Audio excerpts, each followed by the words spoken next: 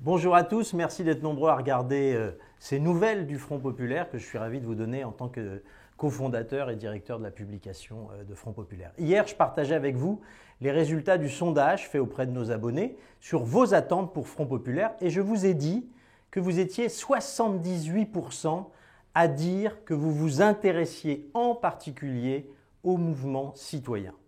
Et 59% d'entre vous à vouloir vous engager à ses côtés.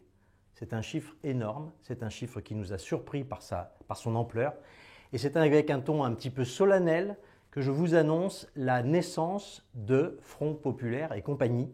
Front Populaire et compagnie, l'Assemblée générale de naissance a eu lieu et les statuts sont en cours de dépôt. Cette association est une association citoyenne, loi 1901, à but non lucratif. Alors, pourquoi une association ? Eh bien, parce qu'il a fallu faire les choses dans le respect de la loi française.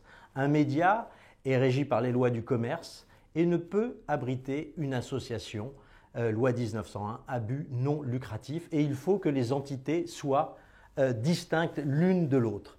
La constitution d'une association loi 1901 à but non lucratif était donc nécessaire pour nous mettre à jour, et le travail des avocats a été fait en ce sens. Et j'ai l'honneur de vous annoncer que cette association désormais compte comme président Stéphane Kélian. Stéphane Kélian a dirigé une marque prestigieuse, qu'il a représenté le savoir-faire français à travers le monde avec ses fameux souliers que les femmes évidemment connaissent, ces fameux souliers tressés. Vous avez eu d'ailleurs l'occasion de lire son histoire et son témoignage dans la revue Front Populaire. Le trésorier de Front Populaire et compagnie est un autre chef d'entreprise, il s'appelle Stéphane, lui aussi, Larzul, Stéphane Larzul. Il est désormais le trésorier. Cela fait 20 ans que cet autre Stéphane travaille dans le commerce de proximité. C'est un patron de PME qui travaille pour des franchises d'enseignes nationales et qui conduit au destin d'une vingtaine de personnes. Il est donc le trésorier de l'association. Le secrétaire général s'appelle encore Stéphane. Non, je plaisante, il s'appelle Eric Randriana Toanavina.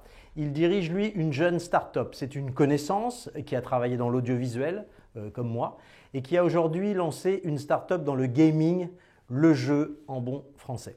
Alors, avec Michel, on a accueilli à bras ouverts cette équipe. Ensemble, ils vont conduire aux destinées de l'association Front Populaire et ils ont été déjà rejoints par les premiers amis de Front Populaire. D'ailleurs, demain, je vous donne rendez-vous, vous ferez plus ample connaissance avec la première personne qui a été choisie pour coordonner les travaux. Sachez que cette personne a été choisie pour ce qu'elle est, pour ses qualités évidemment, mais aussi pour ce qu'elle représente. C'est une personne emblématique de ce qu'est ce mouvement et de ce qu'il souhaite être, c'est-à-dire un mouvement citoyen. Cette association, Front Populaire et compagnie, c'est une association, donc, comme je vous le disais, loi 1901, c'est-à-dire à but non lucratif. Chaque euro investi, chaque cotisation prise sera entièrement utilisée pour structurer et faire rayonner les idées du souverainisme et les idées débattues dans la revue Front Populaire. Et la première mission de l'association est évidemment de trouver, selon votre volonté, partout sur le territoire des représentants et d'avancer sur les ateliers thématiques qui vont permettre d'aboutir à terme à la rédaction d'une plateforme programmatique qui doit conduire à des changements importants dans notre pays. Les cahiers de doléances que nous rédigeons ensemble depuis un mois sur frontpopulaire.fr, que nous mettons régulièrement en ligne, eh bien, ces cahiers de doléances, ces propositions, ces idées pour changer concrètement la vie du pays, eh bien, nous les mettrons évidemment en partage avec l'association Front Populaire et compagnie. C'était une évidence. Cette association réunit tous ceux qui partagent les valeurs qui seront évidemment publiées par cette association et que Michel a évidemment détaillé dans un texte long, également lu, mais dont je voudrais, sous une forme plus synthétique, plus concentrée, vous donner la quintessence. C'est un résumé en 24 points. Nous voulons la liberté sans la licence, c'est le point numéro 1. Point numéro 2, l'égalité sans l'égalitarisme. Point numéro 3, la fraternité sans l'obligation.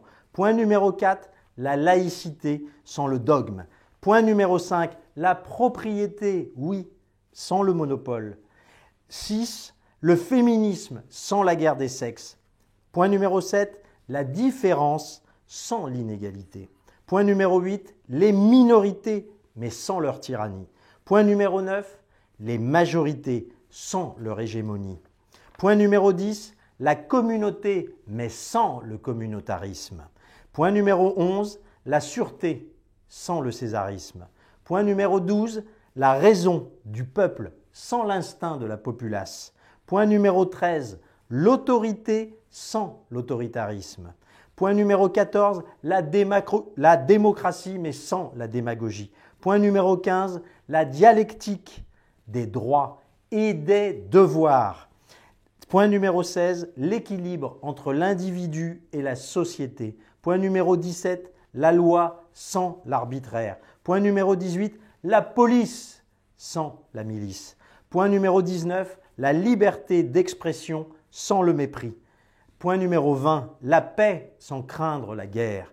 Point numéro 21, la nation sans l'oubli des régions. Point numéro 22, le local avec le global. Point numéro 23, l'Europe avec la souveraineté des nations. Point numéro 24, le politique sans la politique et évidemment sans le cortège des politiciens. Voilà, il me reste à vous donner le lien pour découvrir cette association. Il est en train de s'afficher en ce moment. L'été sera donc très studieux à Front Populaire. Comme à Front Populaire et compagnie, je vous dis à bientôt.